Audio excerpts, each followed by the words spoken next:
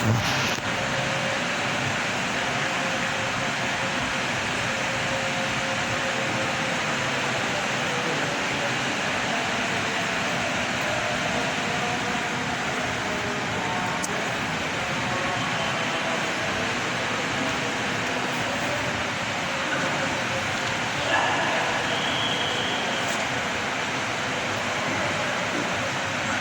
apa isa? Setengah betul. Hebat kenapa deh?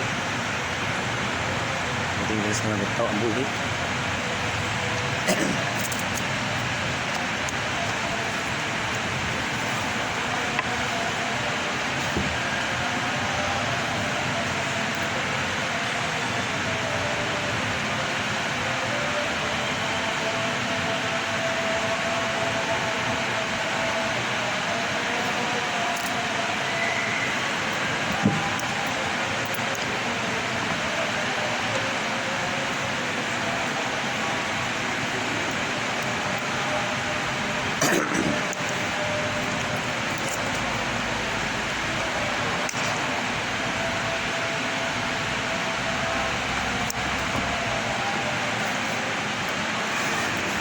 Sawin tol, kerakon din ito.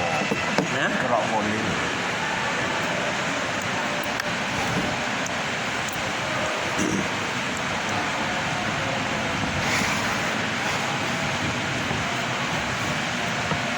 Assalamualaikum warahmatullahi wabarakatuh.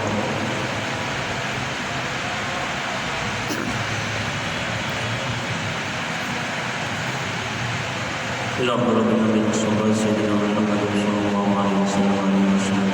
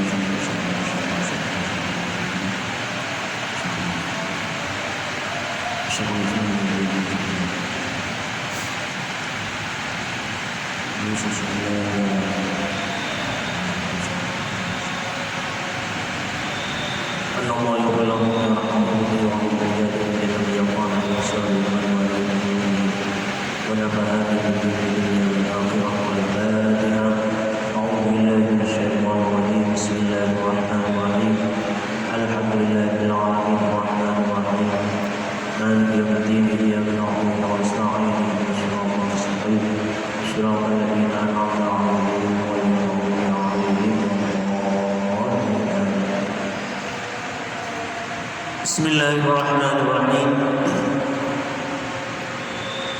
Alhamdulillahirabbil alamin wassalatu wassalamu ala asyrofil mursalin sayyidina Muhammadin wa alihi washabbihi ajma'in. Amma ba'du, qala Syekhul Musannif rahimahullah ta'ala wa nafa'ana bihi wa bi'ulumihi wa amadna bi madadihi wa afada 'alaina bi barakatihi wa asrarihi wa tabi'in amin. Bismillahirrahmanirrahim. Babu ta'dimi hurumatil muslimin wa bayani huquqihim wa syafaqati 'alaihim wa rahmatihim. Ini adalah bab di dalam menjelaskan tentang ta'dimu hurumatil muslimin, mengagungkan hurumatil muslimin, hal-hal yang terhormat bagi kaum muslimin.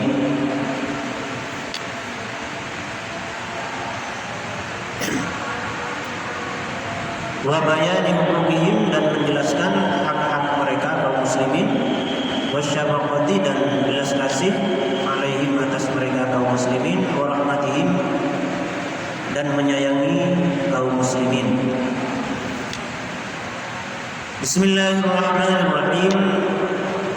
Allah Ta'ala berfirman, siapa Allah Ta'ala, wa man yu'azzim hurmatillahi fa huwa khairun lahu 'inda rabbih. Wa man yu'azzim, wa man, adapun barang siapa yu'azzim,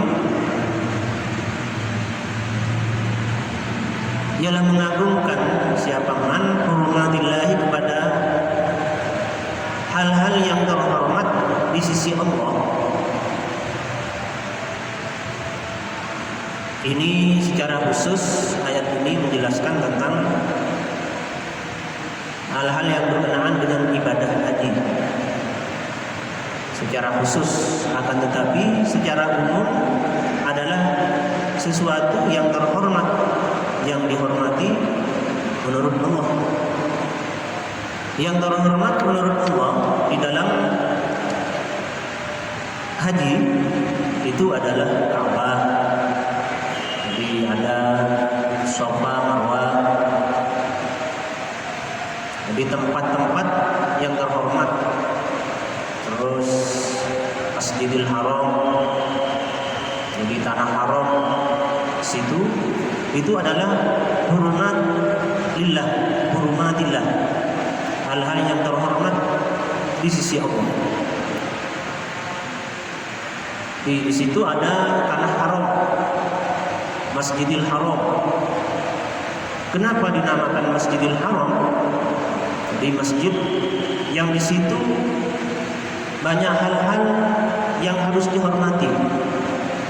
Ketika ada suatu hal yang harus dihormati, maka banyak hal juga yang dilarang di situ.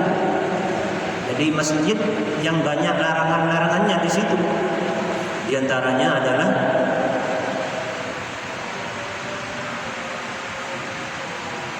ketika kita ada di tanah haram, kita tidak boleh berburu di situ. Larangan-larangan, tidak boleh berperang pada bulan-bulan haram.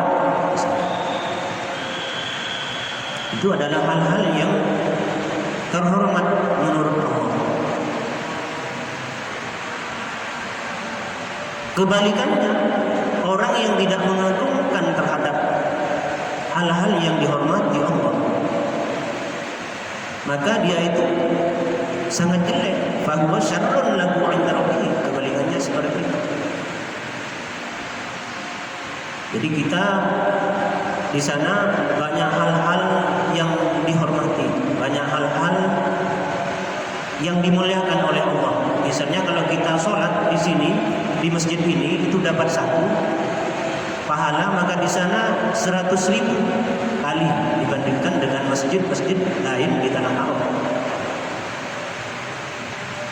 Nah, kebalikannya juga, itu bukan hanya mendapatkan keutamaan-keutamaan bagi orang yang melakukan kemaksiatan di sana. Itu maka kemaksiatannya itu akan berlipat ganda juga dosa-dosa. Jadi sama halnya dengan orang kencing di masjid. Jadi kalau kita kencing misalnya di luar di situ, di sisi di dekat pagar, misalnya hanya berapa orang yang marah. Tetapi ketika ada orang kencing di sini di masjid, maka akan viral itu bahwa si A adalah kencing di masjid. Itu akan dikutuk oleh orang-orang sepamekasan atau bahkan kaum muslimin seluruh dunia. Juga sama halnya dengan kalau kita melaksanakan perbuatan baik pada bulan Ramadan dilipat gandakan. Melakukan perbuatan jelek, maksiat, itu juga dilipat gandakan dosa-dosa. Wa may yu'azzim hurumatillah fa huwa khairun lahu 'inda rabbih.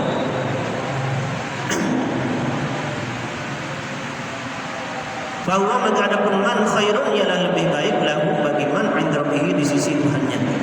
Maka di sisi Tuhan orang yang mengagungkan hal-hal yang terhormat menurut Allah itu akan mendapatkan pahala.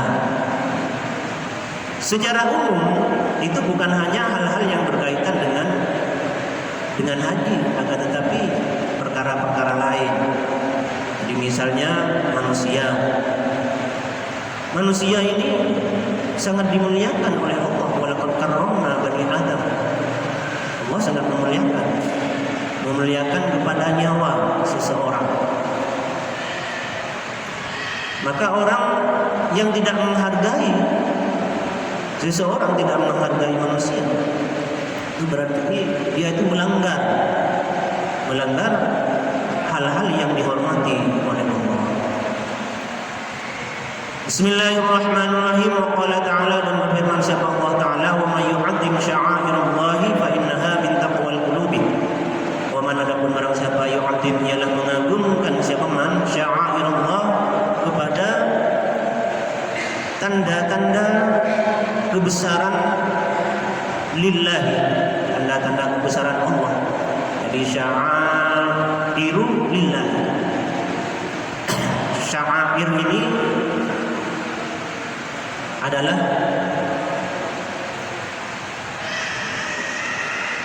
asal katanya adalah sya'ara yash'uru syi'ra. Jadi syair itu adalah penyair, pujangga. Jadi orang yang ahli syair, ahli syair. Jadi sya'ara itu artinya tahu, faham kepada sesuatu yang tidak dipahami oleh orang lain. Makanya penyair itu penyair. Jadi kalau di Indonesia misalnya ada penyair, ada orang-orang yang ahli puisi, misalnya seperti Gusmus atau M.A.N. Najib misalnya. Jadi penyair itu ketika berpuisi, jadi syair itu puisi bahasa Indonesia. Jadi karangan yang terikat. Itu ketika kita mendengarkan, ketika kita memahami, menghayati, itu artinya sangat dalam. Yang itu tidak sembarang orang bisa menyusun puisi-puisi itu. Itu namanya syair. Jadi suatu yang diketahui oleh seorang yang orang lain itu tidak. Jadi sya'airullah itu suatu tanda-tanda kebesaran bagi Allah. Apa saja itu? Nah, di dalam ayat ini khususnya adalah membicarakan tentang binatang ternak, itu binatang yang dibuat untuk rukun atau hal-hal yang disembelih untuk ibadah haji. Nah, ini oleh Allah itu sangat dianjurkan supaya binatang-binatang itu memilih yang bagus, yang gemuk-gemuk. Lalu ada ayat wa may yu'azzim sya'airallah. Karena binatang-binatang itu, kurban itu, penyembelihan itu adalah merupakan tanda-tanda daripada kebesaran Allah. Seperti yang dilakukan oleh Nabi Ibrahim yang menyembelih beberapa ratus onta itu. Ibrahim itu adalah tanda-tanda kebesaran Allah. Ketika kita berkorban itu kita mendekatkan, dalam rangka mendekatkan diri kepada Allah. Dalam rangka itu sebuah ungkapan bahwa itu bukan punya kita. Jadi yang ada di kita itu bukan punya kita, termasuk nyawa kita, jiwa kita. Ini bukan punya kita. Jadi oleh karena itu, untuk mengatakan secara tingkah laku bahwa itu bukan punya kita, yang berkorban itu, nah itu adalah syiar Allah secara khusus seperti itu. Akan tetapi secara umum sya'airullah, syiar-syiar atau tanda-tanda kebesaran Allah itu adalah suatu yang dikerjakan atau merupakan tanda bagi Allah, kebesaran Allah. Seperti apa? Seperti Baitullah, seperti Ka'bah, Baitun lillah. Seperti masjid ini adalah tanda-tanda kebesaran Allah. Seperti madrasah, majelis-majelis taklim seperti ini adalah merupakan syiar, tanda-tanda kebesaran Allah. Tanda-tanda kebesaran Allah. Barang siapa yang mengagungkan tanda-tanda kebesaran Allah, fa innaha min taqwal qulubi, fa innaha, maka sesungguhnya syair Allah itu mengagungkan sya'airallah itu min taqwal qulubi, termasuk dari takwanya al-qulubi, beberapa hati. Jadi kita istiqomah di sini merawat, memakmurkan masjid. Istiqomah itu adalah kita dalam rangka yu'adzim, di mengagungkan syiar Allah. Mengagungkan syiar Allah. Dulu pada awal-awal berdirinya negara kita, itu ketika dirumuskan dasar negara kita. Jadi ada yang memberikan usulan di situ, ada Piagam Jakarta itu, bahwa di ketuhanan yang Maha Esa dengan menjalankan syariat-syariat Islam bagi pemeluknya. Itu kan yang dirumuskan oleh Piagam Jakarta seperti itu. Terus ada yang dirumuskan oleh I.R. Soekarno, ada yang dirumuskan oleh Muhammad Yamin dan semacamnya. Ternyata yang diterima adalah yang dirumuskan di dalam Undang-Undang Dasar 1945. Jadi dengan membuang beberapa kalimat pada sila pertama, yaitu ketuhanan yang Maha Esa dengan kewajiban menjalankan syariat Islam bagi pemeluknya. Jadi orang-orang Islam ini berkewajiban melaksanakan syariat Islam. Itu lalu dibuang. Jadi banyak orang-orang, para pendahulu kita yang tidak setuju dengan kata-kata itu. Nah, para ulama kita itu mencari kompensasi, pengganti dari apa yang ada di dalam Piagam Jakarta itu. Apa itu? Kementerian Agama. Jadi Kementerian Agama ini merupakan kompensasi daripada beberapa kata yang dibuang pada sila pertama yang dirumuskan oleh Piagam Jakarta. Jadi Kementerian Agama. Jadi di dalam Kementerian Agama itu tupoksinya adalah menjalankan syariat Islam bagi pemeluk agama. Itu seperti itu. Makanya lalu ada madrasah. Jadi tidak dinamakan sekolah waktu itu. Madrasah ibtidaiyah, ada madrasah diniyah, ada madrasah sanawiyah, ada madrasah aliyah. Itu adalah bagaimana itu bisa menjaga terhadap syariat Islam yang akan dilaksanakan oleh kaum muslimin di Indonesia. Terus sampai pada IAIN. Ada beberapa institut agama Islam di Indonesia. Itu didirikan oleh para pendahulu, oleh ulama-ulama kita untuk menjaga agama Islam di Indonesia. Yang sebetulnya itu bukan Kementerian Agama, tetapi Kementerian Agama Islam. Bukan Islamnya dibuang agar tidak terlalu kentara. Jadi sebetulnya Kementerian Agama itu Kementerian Agama Islam. Nah, itu adalah syiar agama. Jadi bagaimana Kementerian Agama itu bisa hidup menjaga kaum muslimin supaya berusaha untuk menjalankan syariat Islam. Lalu ada madrasah, ada IAIN dan semacamnya. Jadi diharapkan dari madrasah, diharapkan dari institut agama Islam itu mereka mendalami ilmu agama. Oleh karena itu sekarang berubahnya institut agama Islam itu banyak yang berubah menjadi universitas. Tetapi Islamnya itu jangan dibuang. Universitas Islam Negeri Sunan Ampel.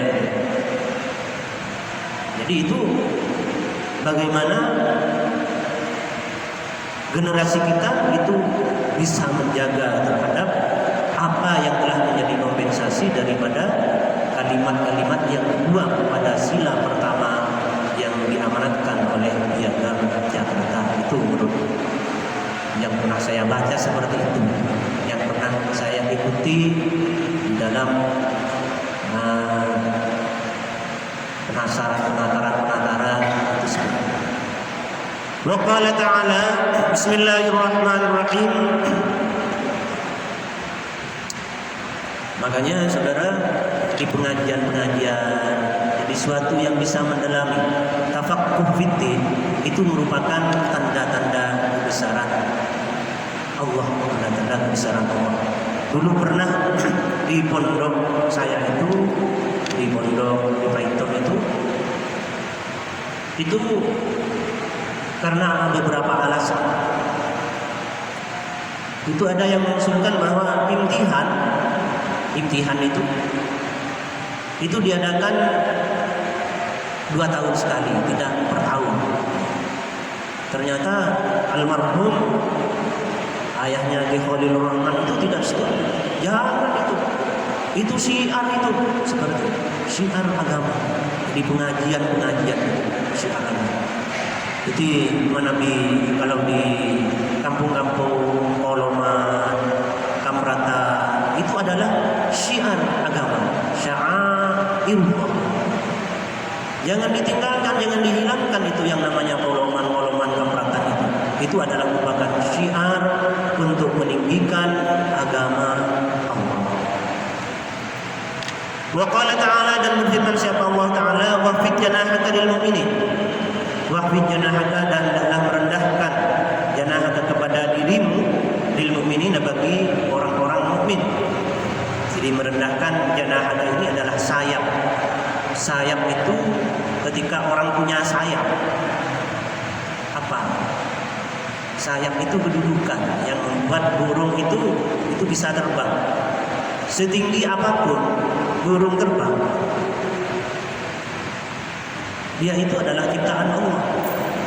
Jadi setinggi apapun kita mempunyai pangkat kedudukan, kita sama-sama merupakan bagian dari kaum mukminin. Oleh karena itu kita harus tawadhu, kita harus duduk sama rendah, berdiri sama tinggi bersama dengan sesama kaum mukminin. Seperti apapun pangkat kita. Makanya saudara, Bapak-bapak sekalian, kita walaupun kita mempunyai pangkat setinggi apapun, itu suatu ketika kita harus berbaur dengan masyarakat.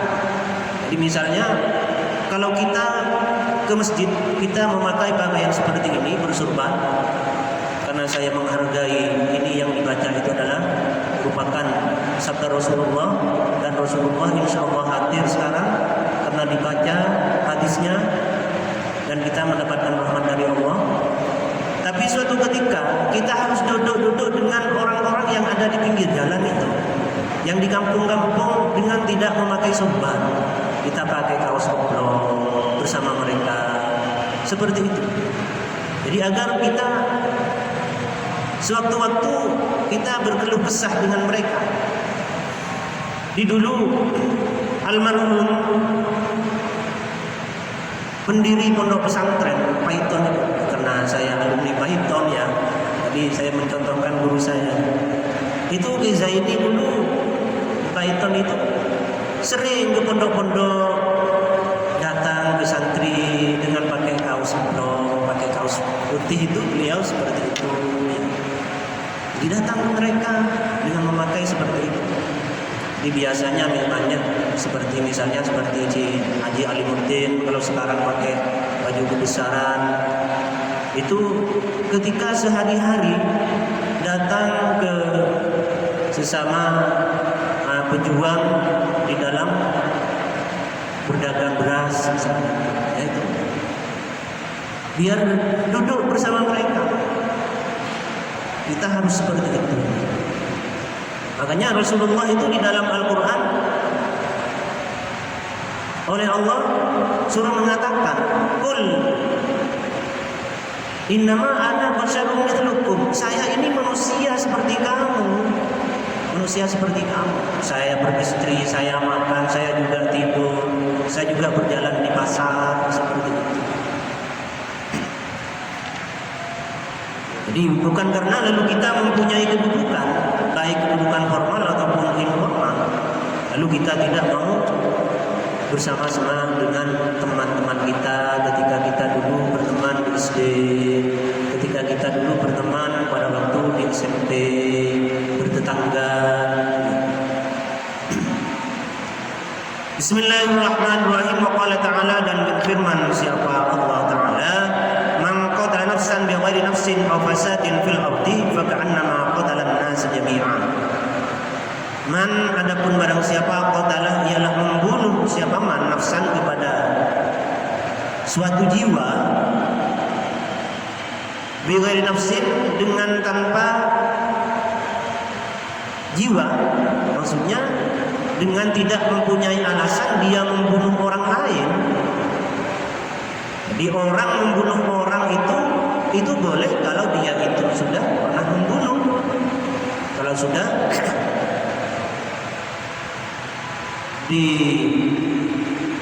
dikatakan bahwa dia itu adalah pembunuh, itu boleh. Memangnya ya, misalnya seperti al-hujub, itu boleh membunuh itu, karena seseorang sudah ditetapkan menjadi pembunuh. Au fasadin fil ardi, atau berbuat kerusakan fil ardi, di bumi. Jadi orang membunuh suatu jiwa dengan tanpa alasan membunuh jiwa yang lain, atau tanpa alasan fasadin fil ardi, jadi bighairi fasadin fil ardi, dengan tanpa alasan seorang yang berbuat kerusakan di muka bumi. Siapa yang membuat kerusakan itu? Jadi bukan hanya pembunuh yang boleh dibunuh, akan tetapi orang yang berbuat kerusakan. Seperti apa? Seperti merampok, seperti berzina, seperti orang kafir harbi, jadi orang yang memusuhi kaum muslimin. Jadi itu adalah fasadin fil ardi, orang yang berbuat kerusakan, melakukan perzinahan, itu berbuat kerusakan yang sudah diputuskan oleh hakim, oleh pengadilan, bahwa dia itu adalah berzina, atau dia itu mengaku bahwa dia itu adalah berzina. Bagaimana orang yang membunuh jiwa tanpa alasan yang dibenarkan oleh syariat, faka'annama qatalan nas jami'a, maka seakan-akan dia telah membunuh manusia jami'an semuanya. Ini adalah berkenaan dengan cerita Qabil yang membunuh Habil. Qabil yang membunuh Habil dengan tanpa alasan yang benar, yaitu dengan alasan permusuhan dan membunuh dengan dolim. Jadi lalu atas dasar terbunuhnya Habil oleh Qabil itu, maka lalu disyariatkan kepada kaum Bani Israil pada waktu itu bahwa barang siapa yang membunuh jiwa tanpa alasan yang dibenarkan oleh syariat, maka seakan-akan dia itu telah membunuh manusia sebelumnya. Kenapa? Karena ketika seorang terbunuh, maka di situ ada saudara-saudara, ada keluarganya yang tidak terima, yang dia itu akan membunuh juga, yang akan balas membunuh. Itu yang dikatakan bahwa ketika seorang membunuh seseorang, maka bagaikan membunuh orang banyak. Wa man ahyaha, wa man, adapun barang siapa ahya, menghidupkan siapa manha kepada manusia, menghidupkan siapa manha kepada nafsun, kepada nafsan, maka annama ahyan nasu jami'a, maka seakan-akan dia itu menghidupkan manusia jami'an semuanya. Ini dari saking terhormatnya darah jiwa manusia, sehingga lalu ada bahasa maqtala nafsan bi ghairi nafsin aw fasadin fil ardi faka'annama qatalan nas jami'a wa man ahyaha faka'annama ahyan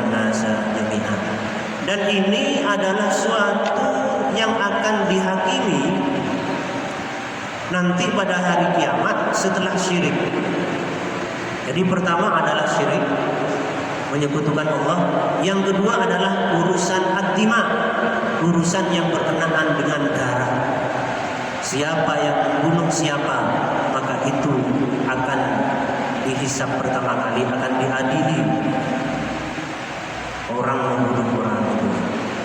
Wa an Nabi Musa radhiyallahu anhu qala Rasulullah sallallahu alaihi wasallam, diceritakan dari Abu Musa radhiyallahu anhu, qala, berkata siapa Abu Musa,